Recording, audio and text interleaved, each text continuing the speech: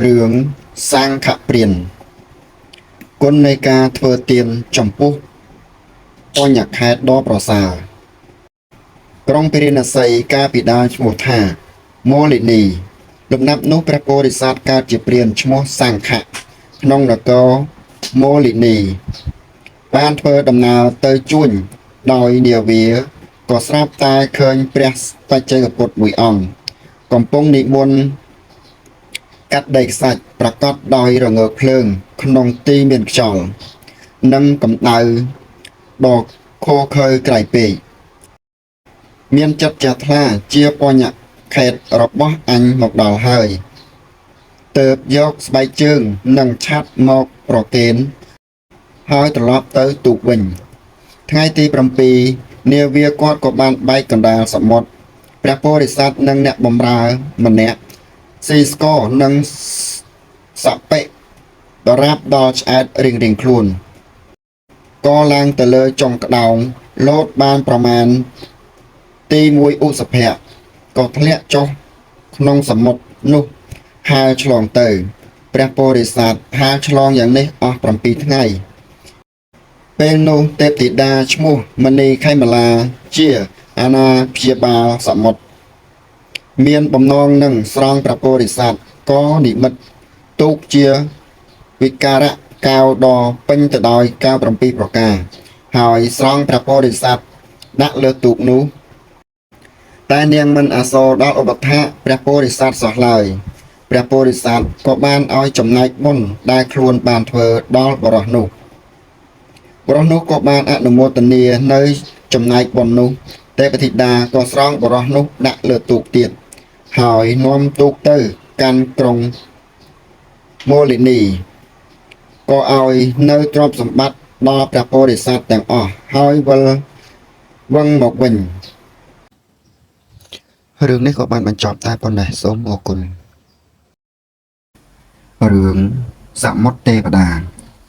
សេចក្តីលោភនាំឲ្យសត្វហួងហែងហួសហេតុការពុទ្ធសម័យព្រះសម្ពុទ្ធបរមគ្រូទ្រង់រំលឹកដាស់តឿនឧបនន្តភិក្ខុដែលមានសេចក្តីលោភក្របសង្កត់គឺធម្មតារបស់ភិក្ខុឧបនន្តតែដល់រដូវចូលវស្សាហើយលោកដើរទៅចូលវស្សាផ្ញើគ្រប់វត្តដែលលោកអាចទៅបានវត្តខ្លះទុកស្បែកជើងខ្លះទុកតម្រង់ទឹកខ្លះទ្រនាប់ជើងខ្លះឆាត់ជាដើមឲ្យចូលវស្សាជំនួសលោកដល់ចេញវស្សាលោកទៅវាយបំបែកលៀបគ្រប់វត្ត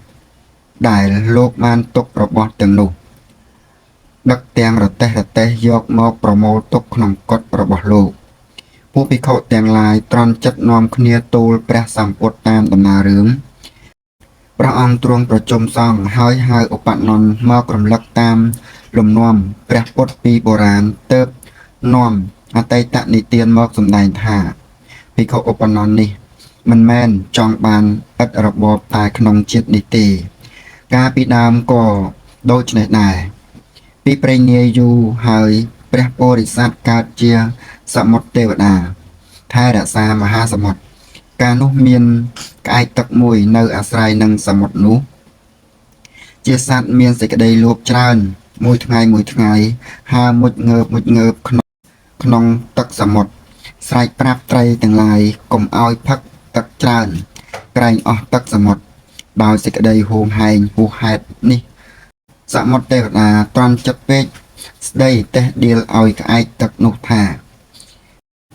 ណែក្អែកទឹកអព្លៈឥតប្រាជ្ញលោភលន់ហួសហេតុទឹកសមុទ្រនេះជ្រៅណាស់មិនចេះស្រកមិនចេះជន់ទេ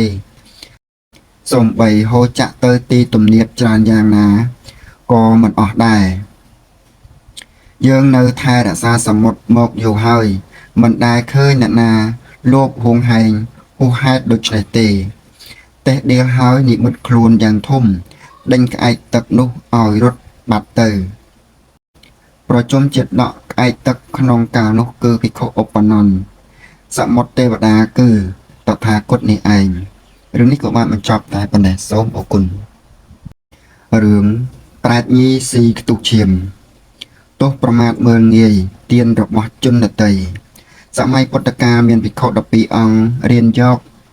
ព្រះកម្មដ្ឋានអំពីសំណាក់ព្រះសាសនា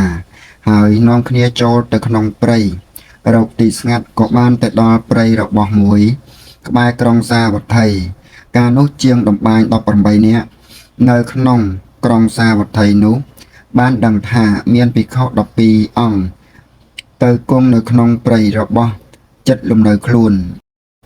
ក៏នាំចូលទៅថ្វាយបង្គំបវារណាបច្ច័យ4និមន្តមកទទួលផាត់ឯកេហដ្ឋានរបស់ខ្លួន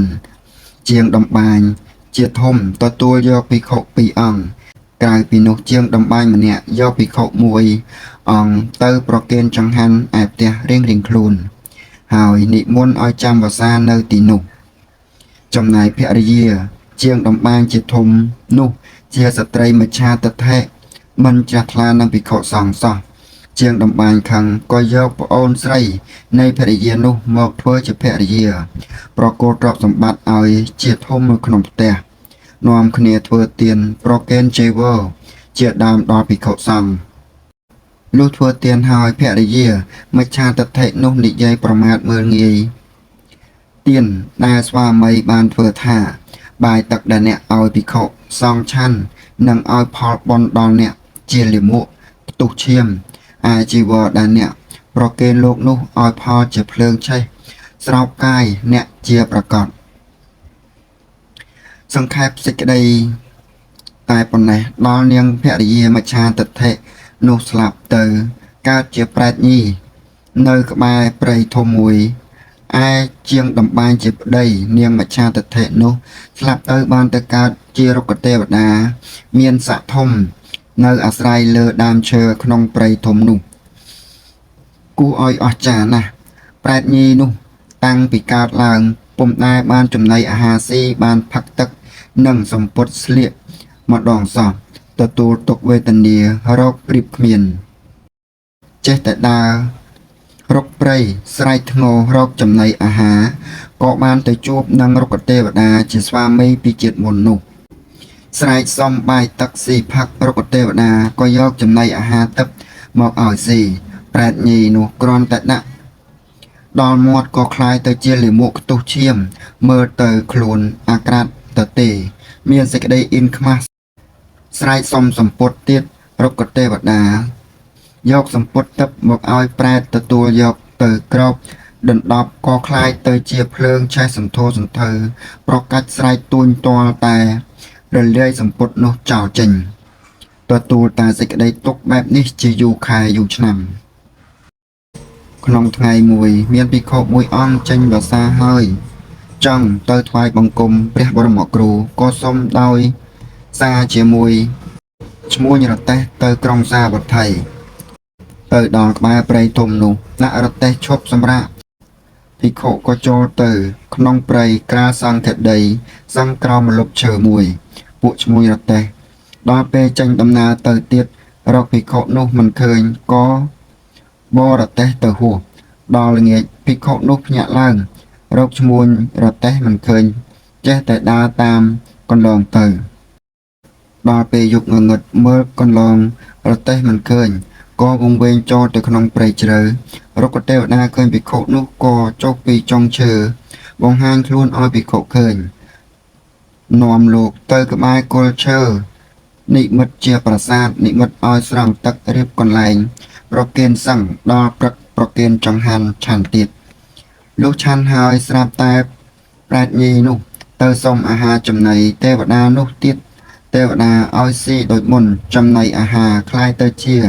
លាមកខ្ទុះឈាមឲ្យសម្ពុតស្លៀកคล้ายទៅជាភ្លើងភិក្ខុឃើញហើយកើតសេចក្តីសង្វេគអស្ចារ្យទើបសួរទេវតាប្រាប់បុព្វកម្មសពគ្រប់ហើយសួរទៅភិក្